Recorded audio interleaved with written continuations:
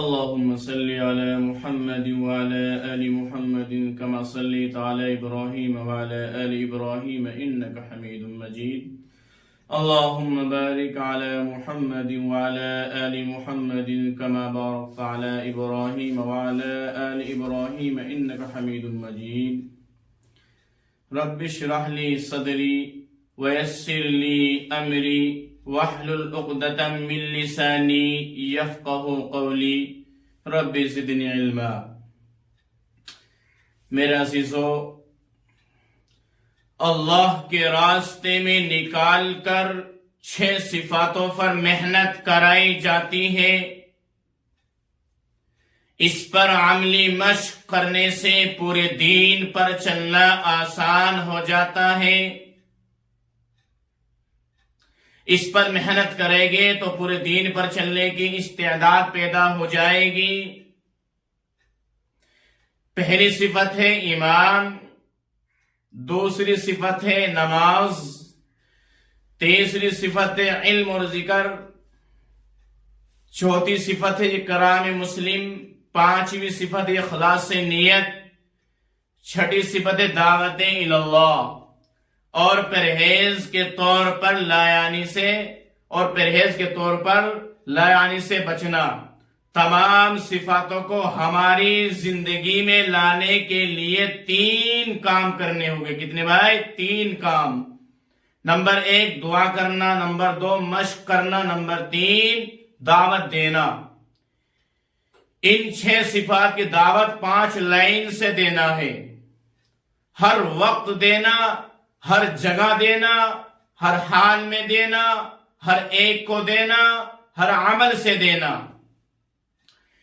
ایمان کے بغیر اللہ کو پہچان نہیں سکتا. نماز کے بغیر اللہ کے حق کو ادا نہیں کر سکتا. علم کے بغیر اللہ کے منشا کو پہچان نہیں سکتا. ذکر کے بغیر اللہ کے حق کو پورا نہیں کر سکتا. اکرام کے بغیر کچھ بچا کے لے جا نہیں سکتا. اخلاص کے بغیر اللہ سے کچھ لے نہیں سکتا. دعوت کے بغیر انسانیت کو کچھ دے نہیں سکتا. میرے عزیزو، کلمے سے عمل زندہ ہوگا، نماز سے عمل ظاہر ہوگا، علم سے عمل مکمل ہوگا، ذکر سے عمل میں جان آئے گی، اکرام سے عمل محفوظ رہے گا، اخلاص سے عمل قیمتی بنے گا، اخلاص سے عمل قیمتی ہوگا، دعوت سے عمل دوسروں تک پہنچے گا. دعوت سے عمل دوسروں تک پہنچے گا. اپنی بات کو ہم شروع کرتے ہیں. پہلی صفت ایمان. ایمان سے چاہا جاتا ہے کہ ہمارے دلوں کا یقین صحیح ہو جائے. ایمان کا کلمہ ہے لا الہ الا اللہ محمد الرسول اللہ. ان میں 4 باتوں کا دھیان رکھنا ضروری ہے، واجب ہے. نمبر 1 اس کے الفاظ صحیح یاد ہو. نمبر 2 اس کے معنی کا پتہ ہو. نمبر 3 اس کے مطلب کا علم ہو. نمبر 4 اس کے تقاضے کو جان کر اسے پورا کرنا. کلمے کے الفاظ ہیں لا الہ الا اللہ محمد الرسول اللہ. اس کا معنی ہے نہیں کوئی معبود سوائے اللہ تعالیٰ کے، اور محمد صلی اللہ علیہ وسلم اللہ کے بندے اور رسول ہیں. لا الہ الا اللہ کا مطلب مخلوق سے کچھ نہیں ہوتا اللہ کے بغیر، اور اللہ سب کچھ کرتے ہیں مخلوق کے بغیر. مخلوق سب کی سب اللہ کی محتاج ہے. مخلوق سب کی سب اللہ کی محتاج ہے، اور اللہ ان میں کسی بھی چیز کا محتاج بولو بھائی نہیں. وہ سب کچھ کے بغیر بھی سب کچھ کرتے ہیں.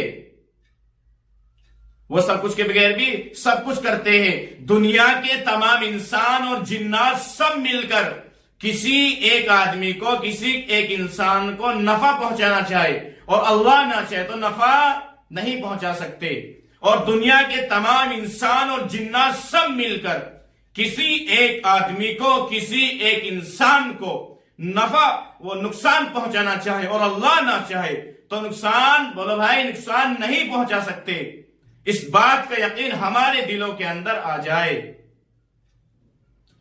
کلمے کا دوسرا جز ہے، کلمے کا دوسرا ٹکڑا ہے لا الہ الا اللہ، دوسرا جز ہے محمد الرسول اللہ۔ اس کا مطلب ہے اللہ کے نبی صلی اللہ علیہ وسلم کے مبارک نورانی اور پاکیزہ طریقوں میں ہی دنیا اور آخرت کی 100% کامیابی ہے، اور اس سے ہٹ کر جتنے بھی طریقے ہیں ان میں دنیا اور آخرت کی 100% ناکامی ہے۔ اللہ کے یہاں وہی عمل مقبول ہے جو اللہ کے نبی کے طریقے کے مطابق کیا گیا ہو۔ اللہ تعالیٰ نے حضور صلی اللہ علیہ وسلم سے ارشاد فرمایا، آپ فرما دیجئے کہ اگر تم اللہ سے محبت کرنا چاہتے ہو تو میری فرما برداری کرو، اللہ تم سے محبت کرے گے اور تمہارے گناہوں کو معاف فرما دے گے، تمہارے سب گناہوں کو معاف فرما دے گا اللہ تعالیٰ، اور اللہ تعالیٰ بہت بخشنے والا مہربان ہے۔ میرے عزیزوں، میرے محترم بزرگوں، نوجوانوں، جس زمانے میں، ایک حدیث کا خلاصہ ہے کہ جس زمانے میں دین مٹ رہا ہو، اللہ کے نبی کی سنت زندگی سے، اللہ کے نبی کا طریقہ زندگی سے نکل رہا ہو، اللہ کے نبی کا طریقہ کوئی نہیں اپنا رہا ہو، اللہ کے نبی کی سنتوں کا، اللہ کے نبی کے طریقے کا مذاق اڑایا جا رہا ہو، تو ایسے وقت میں ایک سنت کا زندہ کرنا 100 شہیدوں کے ثواب کے برابر ہے۔ کلمے کا تقاضا یہ ہے کہ ہم من چاہی زندگی کو چھوڑ کر رب چاہی زندگی اختیار کی جائے۔ اگر ہم دنیا میں من چاہی زندگی گزاریں گے تو اللہ کے وہاں ہمیں رب چاہی زندگی گزارنی پڑے گی۔ اگر ہم دنیا میں رب چاہی زندگی گزاریں گے تو اللہ کے وہاں من چاہی زندگی گزاریوں۔ ہم کو چاہیے کہ ہم یہاں دنیا میں رہتے ہوئے رب چاہی زندگی گزارے۔ میرے عزیزوں، حاصل کرنے کا طریقہ، ایمان کی صفت کو ہماری زندگی میں لانے کے لیے 3 لائن کی محنت ہے۔ کتنی بھائی؟ 3 لائن کی محنت ہے۔ پہلا کام، امت میں چل پھر کر ایمان کی خوب دعوت دی جائے۔ اللہ کے نبی صلی اللہ علیہ وسلم کا ارشاد ہے، اس پاک ذات قسم جس کے قبضے میں میری جان ہے، اگر تمام آسمان اور زمین اور جو لوگ ان کے درمیان میں وہ سب، اور جو چیز ان کے درمیان میں وہ سب کچھ، اور جو کچھ نیچے وہ سب کا سب ایک پلڑے میں رکھ دیا جائے، اور لا الہ الا اللہ کا اقرار دوسری جانب ہو، تو لا الہ الا اللہ کا پلڑا بڑھ جائے گا، جھک جائے گا۔ اس بات کا یقین ہمارے دلوں میں آ جائے۔ صحیح حدیث میں وارد ہے، اس وقت تک قیامت قائم نہیں ہو سکتی جب تک اس دنیا کے اندر، اس سرزمین کے اندر لا الہ الا اللہ کہنے والا زمین پر رہے گا تو قیامت، بولو بھائی، نہیں ہوگی، قیامت نہیں آ سکتی۔ اور دوسری حدیث میں آیا ہے جب تک بھی اس روئے زمین پر ایک بھی ایمان والا، ایک بھی اللہ اللہ کہنے والا باقی رہے گا، موجود رہے گا، تو قیامت نہیں آئے گی۔ دنیا کا نظام اسی طرح چلتا رہے گا جس طرح چل رہا ہے۔ آسمان اپنی جگہ قائم رہے گا، زمین اپنی جگہ قائم رہے گی، سورج نکلتا رہے گا، چاند نکلتا رہے گا، ہوا چلتی رہے گی، ستارے نکلتے رہے گے، زمین سے غلہ اگلتا رہے گا۔ ایک ایمان والے کی برکت سے جب بھی اس دنیا کے اندر ایمان والا رہے گا، ایمان والا باقی رہے گا، تو دنیا اسی طرح چلتی رہے گی جس طرح اب اس وقت چل رہی ہے۔ ایک ایمان والے کی برکت سے دنیا کا نظام اسی طرح چلتا رہے گا۔ میرے عزیزوں، دنیا کا نظام، بھائی بولو، اسی طرح چلتا رہے گا۔ حضرت زید بن ارقم رضی اللہ عنہ اللہ کے نبی صلی اللہ علیہ وسلم سے نقل کرتے ہیں کہ جو شخص اخلاص کے ساتھ لا الہ الا اللہ کہے وہ جنت میں داخل ہوگا، وہ جنت میں ضرور جائے گا۔ کسی نے پوچھا کلمے کے اخلاص کی علامت کیا ہے؟ اللہ کے نبی صلی اللہ علیہ وسلم نے فرمایا کلمے کے اخلاص کی علامت یہ ہے حرام کاموں سے روک دے، حرام کاموں سے روک دے۔ جب بھی مخلوق سے ہوتا ہوا نظر آئے، دوسرا کام، جب بھی مخلوق سے ہوتا ہوا نظر آئے تو اس کی نفی کرے اور اپنے دل کو سمجھائے کہ کرنے دھرنے والی ذات صرف اللہ کی ہے، سپر پاور صرف اللہ ہے، اور اللہ کی بنائی ہوئی مخلوقات میں غور و فکر کرے جس سے اللہ کو معرفت نصیب ہوگی۔ اپنے کانوں کا سننا، اپنی زبان کا بولنا، اپنی آنکھوں کا دیکھنا، اپنے دماغ کا سوچنا صحیح کرے بول چال میں، سبحان اللہ، ماشاء اللہ، الحمدللہ، اللہ کا شکر ہے، جزاکم اللہ خیرا، اللہ کے فضل و کرم سے بولتا رہے۔ تیسرا کام، دعا کرنا، ایمان کی حقیقت کو دعاؤں کے ذریعے رو رو کر اللہ سے خوب مانگے۔ دوسری صفت ہے نماز۔